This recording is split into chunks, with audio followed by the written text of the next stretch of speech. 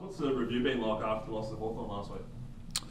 Oh, I think like any review after a loss, you got to work out what went wrong, and on the weekend it was pretty simple. We just didn't play our best footy, and our fundamentals were off. I think we might have won the contested ball in the end, which usually sets us up for the win, but our skills were just a bit off, and probably the disappointing thing when the game was in the balance, we weren't able to execute, and I think we looked at that in the review today. There was 3 or 4 goals that we probably contributed to ourselves, and not taking credit away from Hawthorn. They were the better team on the night, but we probably resulted.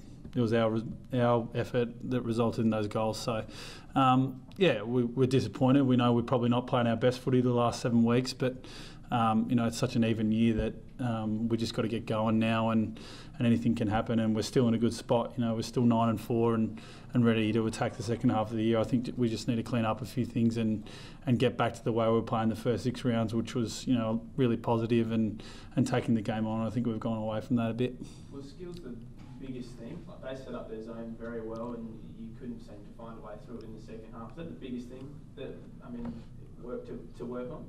Yeah, I think so. I think the fundamentals of the game is massive, and usually it's contested possession and tackling.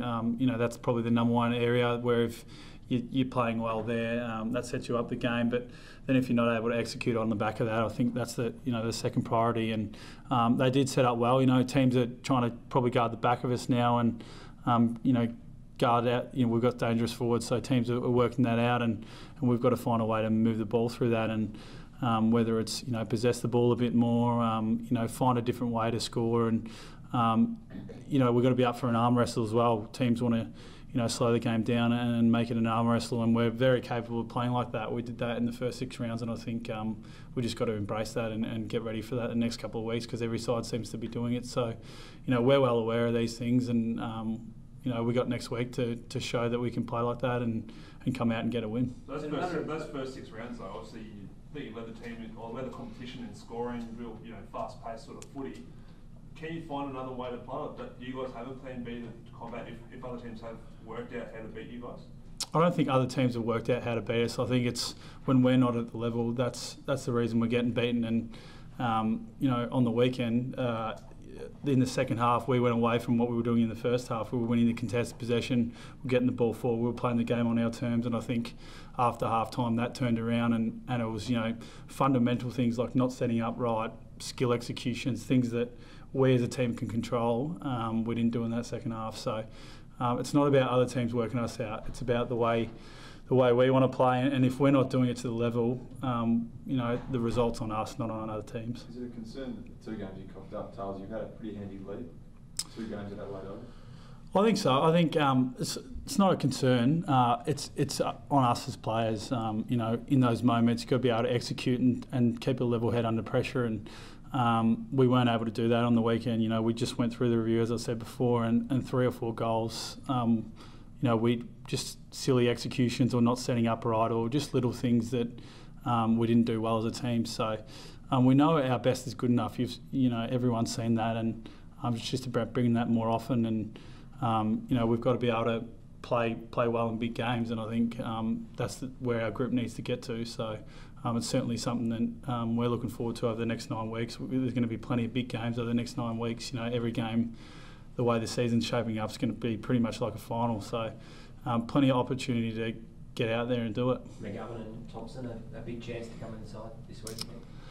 I think Gov was good on the weekend again, and that's 2 good games from him now, and he adds a lot to our forward line when he's in. That'll be up to the coaches whether he's ready or not, but he's an exciting player. He brings a different dynamic to our forward line, is able to put a lot of pressure on and still hit the scoreboard as well. So he's a unique player, and hopefully he comes back in, but that'll be up to the coaches. And as you said, Scotty Thompson's playing really good footy in the sample and pressing his case every week. So Dave McKay and Paul Seidman as well on the weekend played really well. So we've got a lot of guys who can come in, and if guys aren't playing their role, that'll certainly happen. I think you had an early start this morning with training. Has it been a pretty tough start to the week on the track? I think that's one thing that we pride ourselves on as a club. Training to get better, and we've trained really well the last 4 weeks. It might not have shown on the park. 2 weeks it has, 2 weeks it hasn't, but we're certainly working hard behind the scenes to improve our game consistently and get to that level where we can perform in big games. And I think we just got to keep training and it'll eventually pay off. Can Tomo add another dynamic in that midfield, given Rory, one of the contested kings, has been a bit down lately with the tag? I think Tomo adds a lot to our group. You know, he's really experienced, and as he said, he's come off a pretty tough pre-season, so it's taken him a while to get going. But I definitely think he's at the level now. But that'll be up for the coaches to weigh up. You know, we've had Hugh Greenwood and guys like Jordan Galucci come in and play really good roles as young guys as well. So I suppose it's about the balance they're looking for through that midfield. And on the weekend, it wasn't our midfield. You know, it was kind of, as I said, executing fundamentals all over the ground. It's not on the midfield while we're losing. It's you know, we've got to be better in the big moments of games and play better footy when teams challenge us. So everyone's aware of that, and we'll hopefully do that the next 9 rounds. What do you make of the criticism, Tales? I mean, you're still 9-4, still second on the ladder. I mean, in a season where everyone's beating everyone else, sometimes this just happens. So what do you make of the talk that you need a plan B or that's because if you got over the line, it probably wouldn't exist as much? Yeah, I think as players you try and block a lot of that out. You know, every side's copped that criticism throughout the first 13 weeks and every side's been up and down at some stage, and teams have gone through good patches and teams haven't gone through good patches, and every team's experienced that. So you've got to be mentally strong and be aware of what gets you a win, and I think our group's starting to become more aware of that as the season goes on, and we're really focused on what we need to do to keep winning. So we'll keep training that, we'll keep getting better, and I'm sure it'll show through the last 9 weeks and set us up for hopefully a big September campaign. What about that criticism of Tex? I mean, he's still going to close to 2.5, 3 goals a game. There's talk he's a bit too unselfish and should probably focus more on himself and being the man. Do you agree with any of that talk? No, I don't think so. I think Tex has been a great leader throughout the year, and on the weekend he was one of the most vocal guys.